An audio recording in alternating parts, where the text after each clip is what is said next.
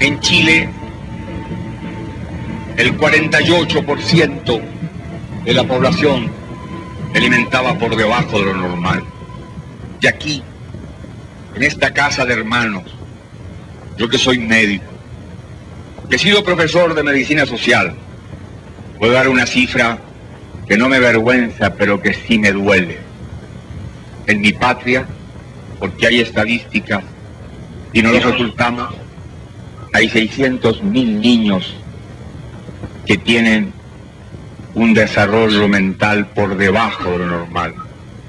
Si acaso un niño en los primeros 8 meses de su vida no recibe la proteína necesaria para su desarrollo corporal y cerebral, se va a desarrollar en forma diferente al niño que pudo tenerla y que lógicamente es casi siempre el hijo de un sector minoritario, de un sector poderoso económicamente. Si a ese niño que no recibió la proteína suficiente, después de los 8 meses se le da, puede recuperar y normalizar su desarrollo corporal, pero no puede alcanzar el desarrollo normal de su cerebro. ¿Y cuántas son las madres proletarias que no pueden amamantar a sus hijos cuando nosotros los médicos sabemos que el mejor alimento es la leche de la madre? Y no lo pueden hacer porque viven en las poblaciones marginales, porque sus compañeros están cesantes, porque ellas reciben su alimento y que como madres están castigadas en su propia vida y lo que es más injusto, en la vida de sus propios hijos. La razón principal para el golpe del 11 de septiembre de 1973 contra el compañero presidente Salvador Allende es la reforma agraria. Fue su decisión de romper el orden social del campo. Eso no lo pudo soportar la oligarquía chilena ni los Estados Unidos. El campo debería ser lo que describe muy bien Mónica González. Empecé como estudiante secundaria y después seguí, ¿no? Yo iba a alfabetizar al campo, porque los campesinos, había mucho analfabetismo en Chile. Y no recibían sueldo. No estoy hablando de la Edad Media, estoy hablando de Chile el año 65, cuando Eduardo Frei hace 2 leyes. Es como increíble, ¿no? Obliga a pagar un salario a los patrones del campo y la ley que permite la sindicalización campesina. Cuando yo iba, porque no la obedecían, por supuesto, entonces yo iba con muchos compañeros, muchos no están, nunca empuñaron un arma, esas eran sus armas. Enseñar a leer, ocupar sus vacaciones en enseñar a leer a los campesinos. Íbamos con la cartilla del campesino para que supieran que tenían que exigir un sueldo. Las casas eran miserables, piso de tierra, no había agua, no había electricidad. Una cuadra para cosechar para su chacra, ¿no? Una cuadra. La galleta, el pan de todos los días, un saco de legumbre, 2 camiones con ropa usada y zapatos usados al año, y eso sería. Y un día descubrí que había algo más. Un día fui al estero a calentar el agua, a buscar agua para hacer el desayuno, era mi turno. Y había una niñita de 12 o 13 años en el estero lavándose las piernas y llorando. Yo pensé que se había caído. No. El patrón había usado el derecho a la pernada. La violó, el primero, a la hija de su inquilino. Me van a decir que eso no era así. Lo vi. La miseria del campo se olía, se masticaba, se palpaba. Igualdad, la libertad. Pero hablar de libertad es algo muy grande. Porque libertad es asumir que se tiene la conciencia libre, que no es lo mismo que libertad de conciencia. La conciencia libre significa que yo puedo decidir si yo tengo todos los elementos para formular mi decisión. Estoy bien informado, estoy bien formado, me alimento todos los días, tengo un techo donde guarecerme, tengo una ropa que ponerme y una vez que tengo mis necesidades más elementales satisfechas, yo puedo empezar a pensar para ser un hombre libre. Porque si yo tengo que buscar el trabajo trampeando como sea, poniéndome en la cola del paro, vendiéndome por 4 perras porque tengo que comer los míos y yo no soy un hombre libre, aunque mañana me permitan que vaya a votar en las urnas. Yo voy movido por mi hambre, por mi necesidad de tener que venderme en cada momento para el trabajo. La reforma agraria en Chile no empieza con Salvador Allende. De hecho, empieza con la reforma constitucional de Jorge Alessandri en el 63. Era una obligación para recibir los recursos del programa Alianza para el Progreso. Hizo la reforma constitucional, el Estado propenderá a la conveniente división de la propiedad rústica y a la constitución de la propiedad familiar, y la reglamentó en la Ley 15.020. Si por tal objeto se expropiaran por causa de utilidad pública predios rústicos, abandonados que estén notoriamente mal explotados y por debajo de las condiciones predominantes en la región, para tierras de análogas posibilidades deberá darse previamente al propietario no menos del 20% del valor de la indemnización y el saldo en cuotas semestrales con intereses en un plazo no mayor a 10 años. Como la reforma agraria es la subversión de un orden social establecido de hace muchos años, miremos algunos ejemplos. La Segunda República. La reforma agraria, España era un país rural, más de 45% de la población activa era agrícola y la mitad jornaleros sin tierra o pequeños agricultores. Persistían los desequilibrios en la propiedad de la tierra, sobre todo en Extremadura, La Mancha y Andalucía, donde predominaba el latifundio de grandes terratenientes y una masa de jornaleros en la pobreza absoluta. La crisis económica de los años 30 agravó el paro y provocó una intensa publicitación del campesinado, encuadrado en las filas anarquistas de la CNT y las socialistas de la FNTT. La reforma agraria consistía en una ley, en un paquete jurídico que tenía unos decretos que buscaba proteger a los jornaleros y arrendatarios, prohibiendo poner fin a los contratos de arrendamiento, dando una jornada laboral de 8 horas, obligando a los dueños de las tierras a pagar un salario mínimo y obligación de puesta en cultivo de las tierras aptas. Es decir, desde ese momento se hablaba de la función social de la propiedad.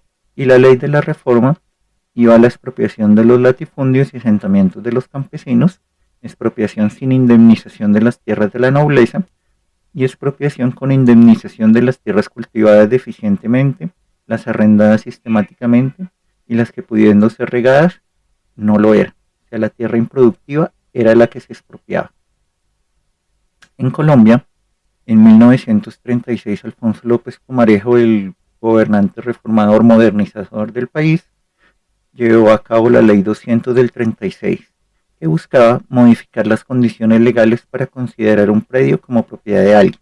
Esta ley también fue la primera en proteger los bosques con el objetivo de preservar las veintenas de agua. La Ley 200 le dio herramientas a los campesinos para reivindicar sus derechos sobre la tierra. También le dio otras herramientas a los terratenientes para demandar la ocupación campesina en zonas montañosas de sus propiedades, recurriendo a las disposiciones sobre reservas forestales. La ley fue una estrategia política e ideológica, ya que en un momento logró apaciguar las incomodidades y la movilización campesina, mientras protegía la ley latifundista. En términos prácticos, lo que hacía era que los baldíos se le entregaban a los campesinos, pero no se tocaba al latifundista. Era una ley pequeña, digamos, una ley temerosa. En el gobierno que le siguió en el 40, Eduardo Santos la durmió, no llevó a cabo nada, y en el segundo gobierno de López Pumarejo promulgó la Ley 100 del 44. Declárase de conveniencia pública el incremento del cultivo de tierras y de la producción agrícola por sistemas que entrañan alguna especie de sociedad o de coparticipación en los productos entre el arrendador o dueño de la tierra y el cultivador, tales como los contratos de parcería y los conocidos según la región como de agregados, foramberos, arrendatarios de parcelas viviendas, mediasqueros, cosecheros, etc.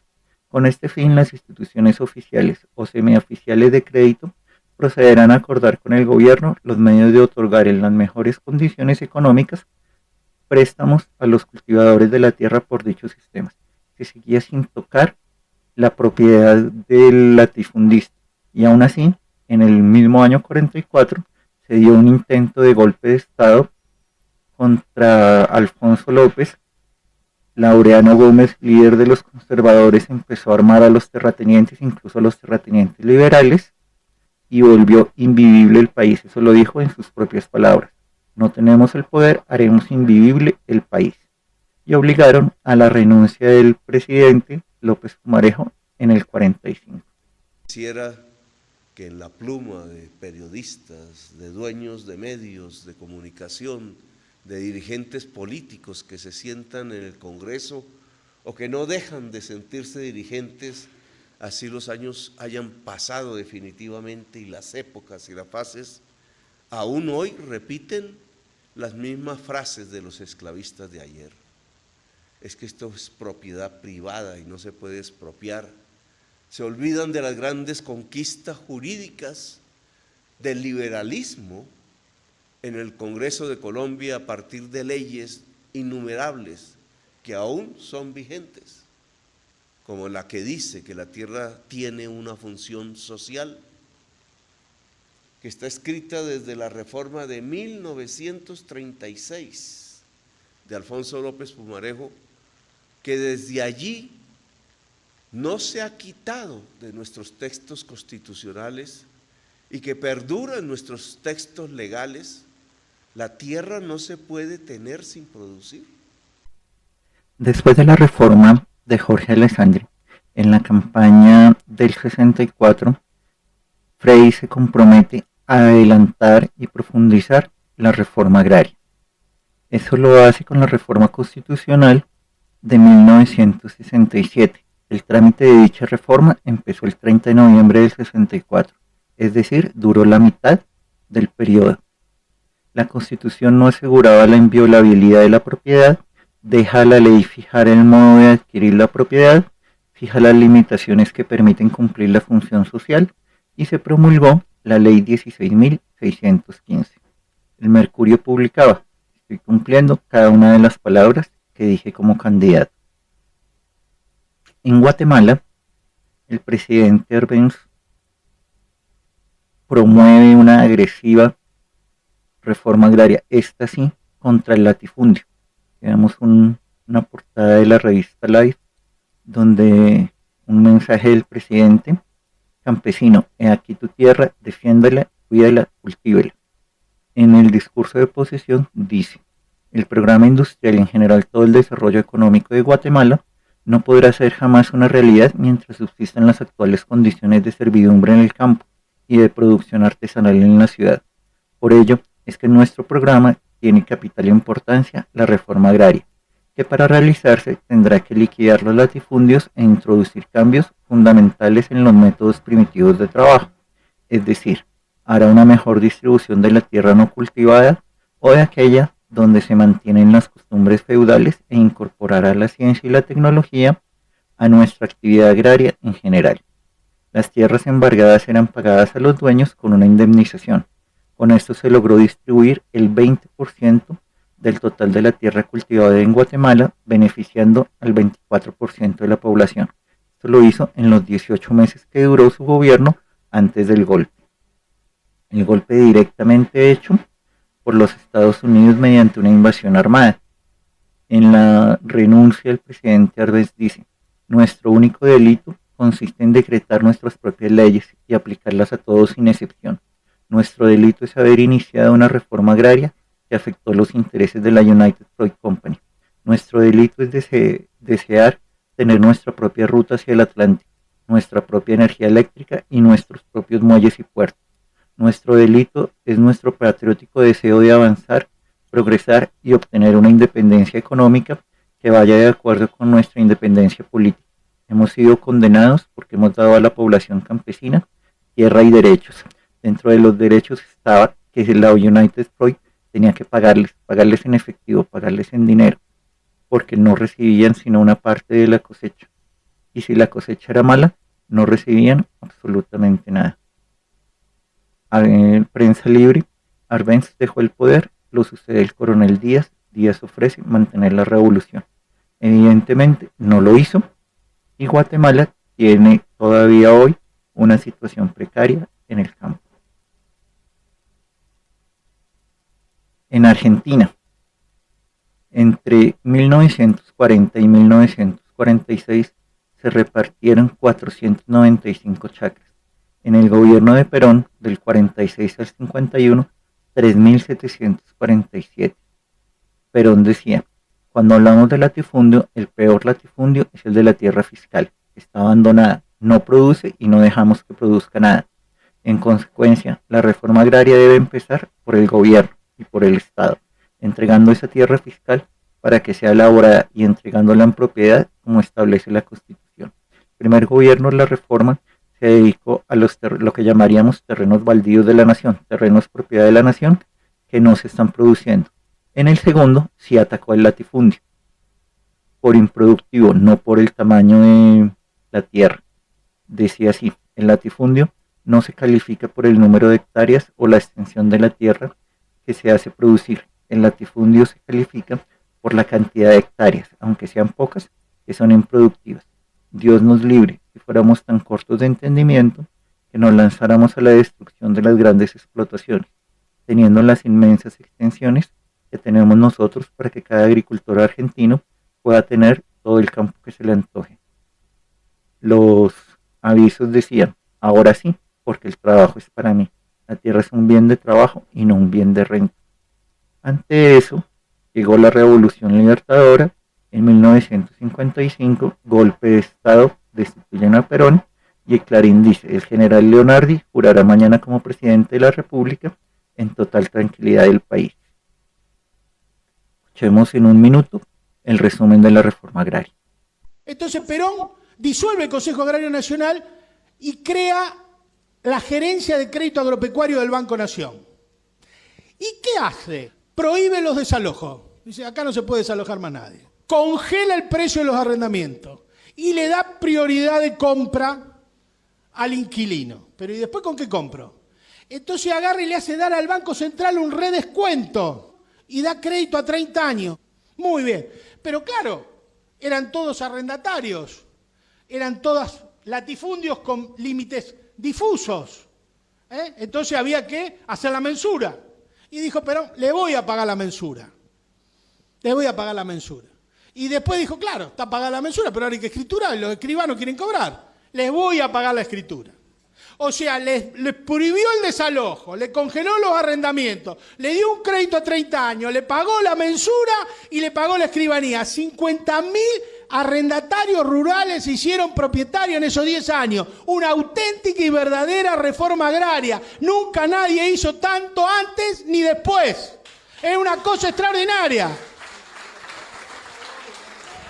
Ahí es el origen de la chacra mixta. La chacra mixta nace cuando el chacarero es propietario. Bueno, esa política fue extraordinaria. Ese es el nacimiento de la chacra mixta, la mixtura productiva, cuando el chacarero se hace propietario, y eso era lo que abastecía el consumo de cercanía hasta la década del 90, porque era el tipo que tenía el huevo, el chancho, la gallina alrededor del pueblo, que te lo llevaba, que te lo vendía y que vos se lo comprabas. Bueno, eso vinieron los 90, vino Cavallo, vino Menem, vino Felipe Solá, vinieron todos esos y encontraron la solución. Sojizaron a la Argentina, destruyeron 200.000 chacramistas, 900.000 puestos de trabajo, hicieron mierda el ferrocarril, destruyeron la flota mercante argentina, privatizaron los puertos, privatizaron el Paraná y vendieron YPF y todo lo que tenía. Y eso es lo que quieren volver a hacer estos tipos que lo quieren ganar. Por eso, muchachos, esa es la historia, y la historia es una gran auxiliar de la política, de lo que viene. Por eso hay que tener memoria y votar con memoria. Muchas gracias. En 1962, la Iglesia Católica Española se pone del lado de la reforma agraria. El cardenal Raúl Silva Hernández entrega los fondos de Melipilla, Pichidegua y Linares, de propiedad del Arzobispado de Santiago, a una serie de campesinos. No solo les entrega la tierra, sino que además apoyó a los pobladores que llevaban a cabo tomas de feudos y ayudándoles a mejorar la vivienda y defendiéndolos legalmente. Añadió que la reforma agraria de la propiedad de la tierra fue considerada por la Iglesia como una necesidad política y una obligación moral, un proceso que fue apoyado y acompañado, entre otros, por grandes pastores como Monseñor Manuel Larraín, y suscribieron compromisos con laicos que veían en las reformas sociales un camino necesario para lograr una mayor justicia social. Es de notar que la Iglesia Católica chilena es la única en cuya jerarquía no se puso del lado de las dictaduras. De hecho, prestaron apoyo jurídico, espiritual, material, alimentos, albergue a familiares de detenidos desaparecidos. Incluso algunos perseguidos lograron sacarlos del país. En Brasil, en 1961 renunció el presidente Jânio Quadros y asumió João Goulart. João Goulart había sido ministro de gobierno de Getúlio Vargas y se conocía su talante social. Llegando a la primera magistratura, se comprometió a hacer reformas sociales, empezando por la reforma agraria.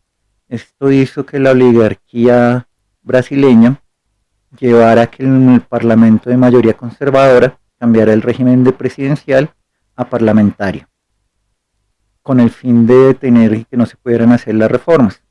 En el 63, el presidente logró realizar un referéndum y ganarlo, en el cual se volvía al presidencialismo. En el 64 principios hasta marzo, Goulart movilizó campesinos, movilizó obreros para crear una fuerza social que cambiara la correlación en el Parlamento. La decisión de los obreros, la decisión de los campesinos era total. Podemos ver en los avisos que decía tierra o muerte, reforma agraria por ley o por la fuerza. El presidente era claro que solo se haría por la ley, pero aún así la oligarquía y los medios, especialmente O Globo, crearon el ambiente para el golpe. Aquí vemos el titular: el ejército domina la situación y llama al pueblo brasileño a mantenerse en calma. En 2014, el O Globo publicó un editorial en el cual pedía perdón a sus lectores por haber incitado al golpe y por haber ayudado a la dictadura, haber sido cómplices los 21 años de dictadura brasileña. En Colombia, Lleras Restrepo continuaba la farsa de la reforma agraria. Digo la farsa porque nunca se atacó el corazón de la desigualdad, no se tocó el latifundio. La ley primera del 68, donde se crea la Asociación Nacional de Usuarios Campesinos, lo que creó eran organizaciones campesinas, para que el gobierno pudiera entregarles baldíos de propiedad estatal y ayudar a que se formalizaran, recibir financiamiento y recibir apoyo tecnológico. Esto tuvo un poco efecto en la economía. De hecho, el pequeño productor agropecuario no tuvo ninguna participación en exportaciones y el presidente siguiente, Misael Pastrana, mediante el pacto de Chicoral, pacto con los liberales, acabó con lo que se había avanzado. Pero el árbol de la reforma agraria de la Iglesia es el que más fruto ha dado dignidad al campesino, devolviéndole su condición de ser humano. Lo que más me recuerda fue una frase del cardenal Raúl Silva Enrique: al hombre, cuando se le trata como hombre, responde como tal. Llegamos a la reforma agraria del compañero presidente Salvador Allende. Adrián Vázquez fue encargado de la vicepresidencia del INDAP,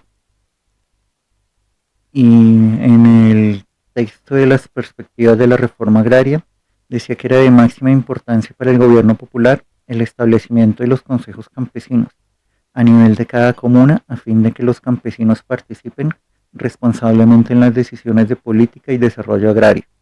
Por ello es que se está impulsando esta superestructura orgánica que permita a los campesinos crear un poder que se base en la unión de todos ellos, No ha sido culpa de los campesinos el que los hayan dividido, como tampoco es culpa de ellos su dependencia y su escasa o nula participación en la historia de este país, como no sea el que hayan hecho carne de cañón en las guerras o de fuerza de trabajo anónima en la paz. Es allí donde se produce la unión de los campesinos para luchar y avanzar juntos, revolucionariamente en pro de sus intereses.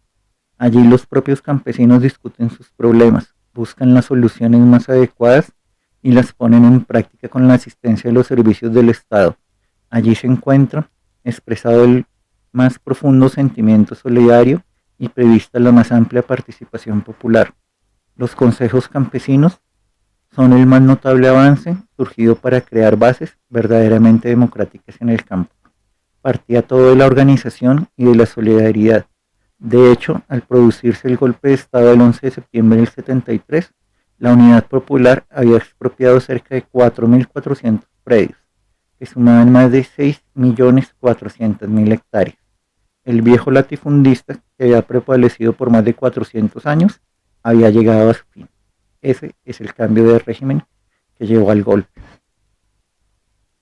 Los principios de la reforma agraria de Salvador Allende eran cambiar el sistema de tenencia de tierras, un cambio en el sistema de interrelación económica entre la agricultura y el resto de la economía, reorientar el proceso productivo, industrializar el campo, elevar la participación campesina y superar la postergación y la segregación que sufría parte de la población. La reforma agraria forma parte del proceso de desarrollo económico de un país. No es solo y es muy importante el cambio de propiedad de la tierra, sino que además es hacer posible que el trabajador de ella, el campesino, el mediero, el afuero, cambien su vida y su existencia, eleven su nivel y su capacitación. Reforma agraria es tierra, más créditos, semillas, abono, planificación, mecanización de la tierra y sindicalización. Es educación, es salud. Reforma agraria es hacer cierta la frase más centenaria de Tupac Amaru cuando decía: el patrón no comerá más de tu sudor, compañero campesino. Esto dijo Salvador Allende cuando firmó la ley. El programa agrícola del 71 era necesario por dos motivos. Es imprescindible garantizar el desarrollo del país a través de la superación del déficit nacional que obliga a distraer cantidades apreciables de divisas en suplir lo que el país no produce, es decir, la importación de alimentos. El problema mapuche. La población mapuche ha sido discriminada. Son 600.000 a 700.000 personas, que en una población de 9 millones de habitantes representa un 5 o 6%. A ellos se les ha robado de una manera institucionalizada las tierras, las mismas que el Estado chileno les reconoció después de la pacificación de la Araucanía. Estas tierras están fundamentalmente en las zonas de Cautín y Mayeco. El gobierno está decidido a corregir a fondo este robo legalizado y por vía administrativa ya ha recuperado 30.000 hectáreas usurpadas. Que es de anotar que apenas se posesionó Salvador Allende, envió al ministro de Agricultura al territorio mapuche a llevar a cabo la devolución de las tierras. Esto es bastante importante a tener en cuenta, el compromiso no solo del presidente, sino de los demás miembros del Ejecutivo.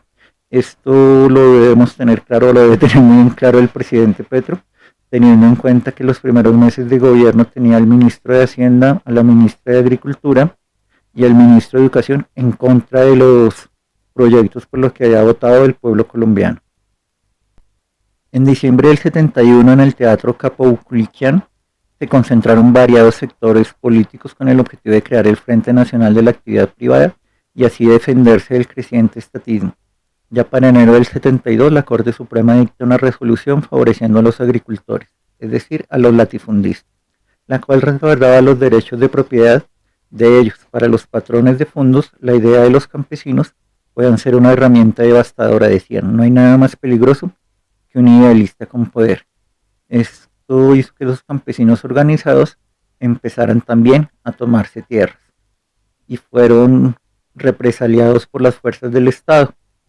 Para los que fueron encarcelados en algún momento en este duro proceso que fue la toma de predios, Fernando Ugarte escribió estos versos: enjaulados en la cárcel de Quillota, da lo mismo si es de día o es de noche. Quién sabe si el tiempo corre con viento en contra y a quién le importa. Los que estamos enjaulados como animales dañinos somos hombres sin otro delito que haber tomado la pala, el arado, los arneses, la picota como arma, contra nada, pero sí como herramientas de labranza que se enmohecían amontonadas, porque el rico dueño de tantas palmas dejaba morir la tierra.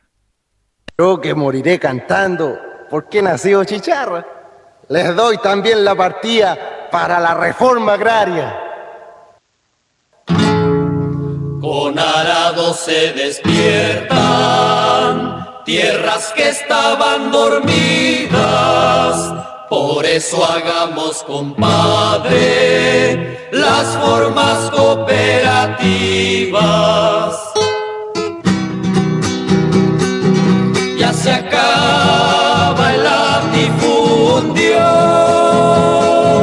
el campo al que lo trabaja.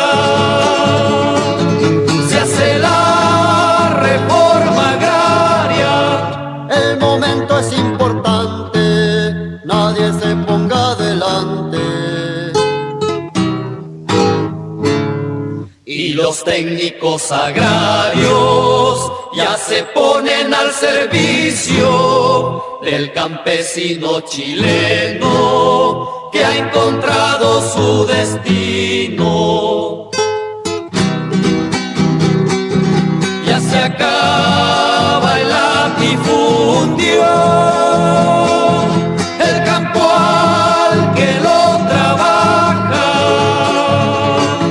Se hace la reforma agraria. El momento es importante, nadie se ponga adelante.